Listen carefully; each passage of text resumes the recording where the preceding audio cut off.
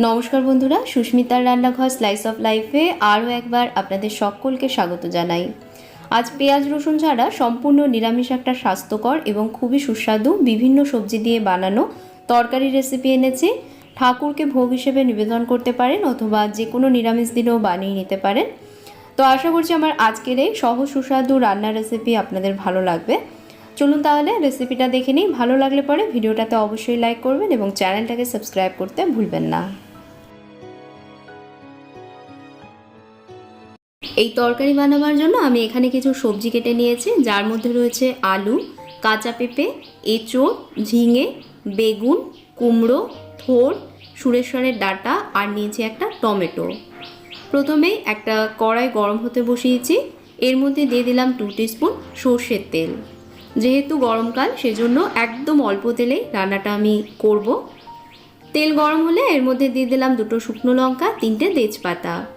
একটু ভেজে নিয়েই দিয়ে দিচ্ছি পাঁচফোড়ন। এর মধ্যে আমি 1.5 টিস্পুন পাঁচফোড়ন দিচ্ছি।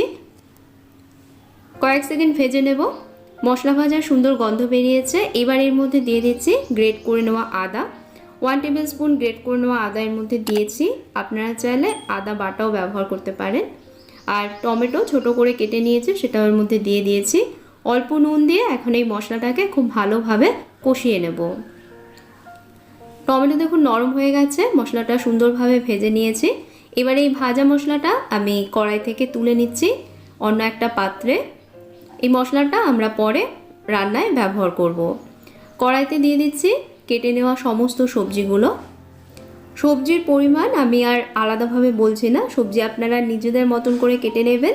আর নিজেদের পছন্দের আরও কোনো সবজি থাকলে সেগুলো এর মধ্যে অ্যাড করতে পারেন। দিয়ে দিলাম 1/2 টিস্পুন হলুদ গুঁড়ো আর দিচ্ছি 1 টিস্পুন নুন। নুন হলুদ সবজির সাথে মিশিয়ে নিয়ে এখন এই সবজিগুলোকে একটু সাঁতলে নেব।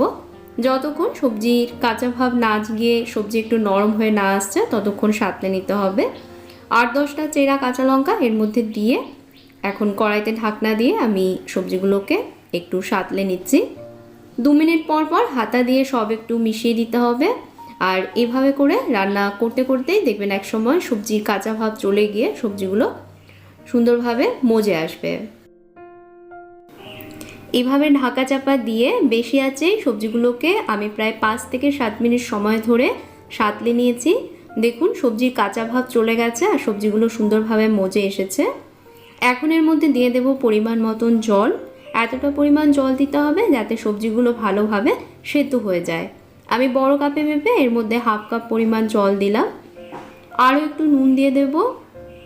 তো এর মধ্যে আমি স্বাদ মতন আরও একটু নুন দিয়ে নুন অ্যাডজাস্ট করে নিচ্ছি। ভালোভাবে সব মিশিয়ে দিয়ে এখন এটাকে ঢাকা চাপা দিয়ে রান্না করব সবজি সেদ্ধ না হওয়া অবধি। এতে ঢাকনা দিয়ে লো মিডিয়াম আছে আমি এটা রান্না করে নিচ্ছি। মাঝে মাঝে সবজিগুলোকে অবশ্য করে হাতা দিয়ে একটু মিশিয়ে দেবেন। তো এইভাবে করে আমি প্রায় 7 থেকে 8 মিনিট সময় ধরে সবজিগুলোকে রান্না করেছি। সবজি সেদ্ধ হয়ে গেছে। এবার এর মধ্যে দিয়ে দিচ্ছি আগে থেকে ভেজে রাখা ফোড়নের মশলাটা। ফোড়নের মশলাটা পরে দিলে পরে দেখবেন রান্নায় মশলার ফ্লেভার এবং গন্ধটা থেকে যাবে, যে কারণে এটা খেতে আরও বেশি ভালো লাগবে। 1 টিস্পুন দিয়ে দিলাম চিনি। যেহেতু এটা নিরামিষ রান্না অবশ্য করে একটু চিনি দেবেন। এতে কিন্তু মিষ্টি হবে না, কিন্তু রান্নার স্বাদ ব্যালেন্স করবে। সব ভালোভাবে মিশিয়ে নিচ্ছি। ফোড়নের মশলাটা মেশানোর সাথে সাথে খুব সুন্দর গন্ধ বেরিয়েছে। কড়াইতে ঢাকনা দিয়ে একদম কম আছে আরও 2 মিনিট এটাকে রান্না হতে দেব। তো আরও 2 মিনিট রান্না করে নিয়েছি। জল দেখুন একদম শুকিয়ে গেছে। হাতা দিয়ে বেশ কয়েকটা আলু কুমড়ো এভাবে ভেঙে তরকারিতে মিশিয়ে দিচ্ছি। এতে করে তরকারিতে একটা থিকনেস আসবে আর এটা খেতেও দেখবেন অনেক বেশি ভালো লাগবে। সব মিশিয়ে নিয়ে এবার এর মধ্যে দিয়ে দেব ভাজা মশলা।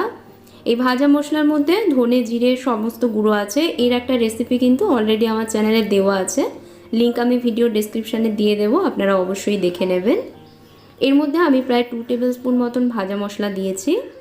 ভাজা মশলা দেওয়ার পর আর কিন্তু এটা বেশি সময় রান্না করব না, নাহলে মশলার গন্ধটা চলে যাবে। জাস্ট মিশিয়ে নিয়ে গ্যাস বন্ধ করে দিতে হবে। গ্যাস বন্ধ করে নিয়ে এর মধ্যে আমি দিয়ে দিচ্ছি সবশেষে 1 টিস্পুন ঘি। ঘি দেবার পর সব মিশিয়ে নিলেই তৈরি হয়ে যাবে একদম সহজ সুস্বাদু পুষ্টিগুণে ভরপুর নিরামিষ সবজি তরকারি। অপূর্ব স্বাদের এই নিরামিষ তরকারি সাদা ভাত হোক কিংবা খিচুড়ি অথবা রুটি পরোটার সাথেও অসাধারণ খেতে লাগে। আশা করছি আপনারা বাড়িতে রেসিপিটা অবশ্যই ট্রাই করবেন। ট্রাই করলে পরে কমেন্ট করে জানাবেন কেমন লাগলো, আর ভিডিওটা ভালো লেগে থাকলে লাইক শেয়ার করতে ভুলবেন না। চ্যানেলে নতুন বন্ধু হয়ে থাকলে অবশ্যই চ্যানেলটাকে সাবস্ক্রাইব করে নেবেন। আপনারা ভালো থাকবেন, ভালো রাখবেন। ধন্যবাদ।